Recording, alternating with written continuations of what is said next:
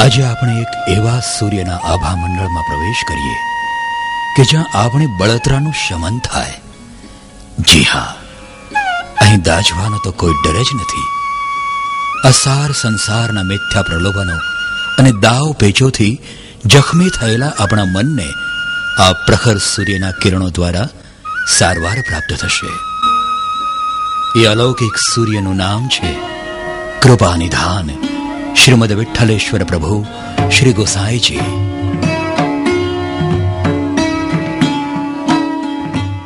શ્રી ગોસાઈજીના નામરૂપી સૂર્યના પ્રકાશથી ભક્તોના હૃદયનો અંધકાર દૂર થાય છે. આપ શ્રીનું પ્રાકટ્ય નીચ ભક્તોના ઉદ્ધાર અર્થે છે. પ્રભુ પોતાની ઈચ્છામાં આવે એવું કરવાવાળા છે અને સર્વ સામર્થ્યવાન છે. એવા સામર્થ્યવાન શ્રી હરિ આપણું ધ્યાન રાખવા માટે, આપણું હિત કરવા માટે, આપણને માર્ગદર્શન આપવા માટે વારંવાર પ્રગટ થતા રહે છે. એવી જ રીતે એકવાર આજથી 486 વર્ષ પહેલાની આ વાત છે. અગ્નિની જ્વાળામાંથી નીકળેલો તણખો પણ અગ્નિ સ્વરૂપ જ હોય છે. વિદ્યાની સરિતામાંથી ભરેલા ઘડા પણ વિદ્યા સ્વરૂપ જ હોય છે. અગ્નિમાંથી ગમે એટલા તણખા નીકળે તો પણ એ અગ્નિ ઓછો નથી થતો. સરિતામાંથી ગમે એટલા ઘડા ભરો તો પણ એ સરિતા સુકાતી નથી. આ બધા સિદ્ધાંતોનું મૂળ છે પૂર્ણાત પૂર્ણમુદચ્યતે. પૂર્ણમાંથી પૂર્ણ જ નીકળે અને છતાંય પૂર્ણ તો પૂર્ણ જ રહે અને નીકળેલા તમામ પૂર્ણો પણ પૂર્ણ જ હોય.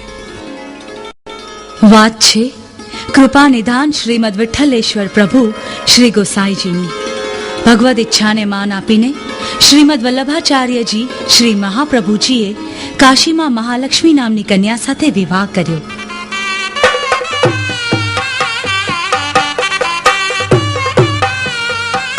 અને કાશીથી થોડે દૂર અડેલ ગામ પાસે દેવઋષિ ગામમાં નિવાસ કર્યો. ત્યાં પ્રથમ પુત્ર શ્રી ગોપીનાથજીનું પ્રાકટ્ય થયું. ત્યાર પછી શ્રી મહાપ્રભુજીએ નજીકના ચરણાટ ગામમાં નિવાસ કર્યો. ત્યાં અદ્ભુત સૃષ્ટિ સૌંદર્ય હતું. આ ગામમાં વામન ભગવાનના ચરણાર વિંદના ચિહ્નો હતા. તેથી એનું નામ ચરણાટ અથવા ચરણાદ્રી પડ્યું હતું. પ્રાકૃતિક સૌંદર્યનું રસપાન કરતા કરતા એકાંતમાં શ્રી મહાપ્રભુજી શ્રી સુબોધિનીજીનું લેખન કાર્ય કરાવતા.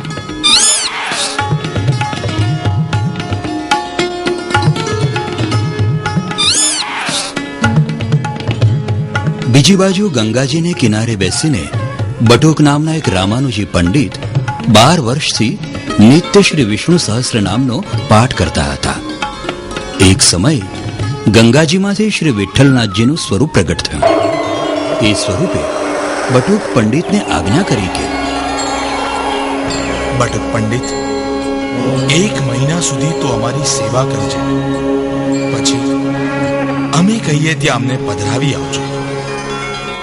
આમ બટુક પંડિતે ભગવદ આજ્ઞા પ્રમાણે 1 મહિના સુધી એ સ્વરૂપની સેવા કરી. મહિનો પૂરો થયા પછીની રાત્રે શ્રી વિઠ્ઠલનાથજીએ બટુક પંડિતને આજ્ઞા કરી કે અહીંથી 3 કોસ દૂર ચરણાટ ગામ છે. ત્યાં આચાર્ય શ્રી મહાપ્રભુજી બિરાજે છે. અમને એની પાસે લઈ ચાલ.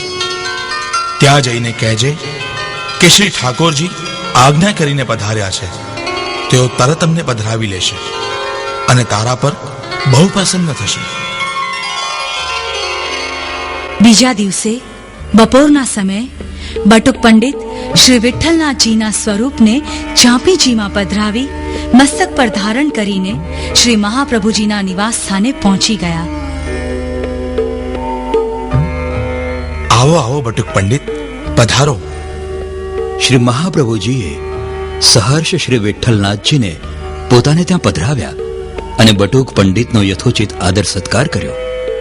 એ જ સમયે શ્રી મહાપ્રભુજીને ગૃહે શ્રી મહાલક્ષ્મી બાહુજીની કુખે બીજા પુત્રનું પ્રાકટ્ય થયું.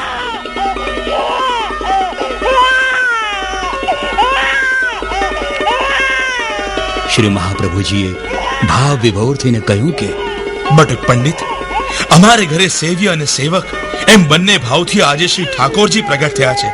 હા હા બટુકજી,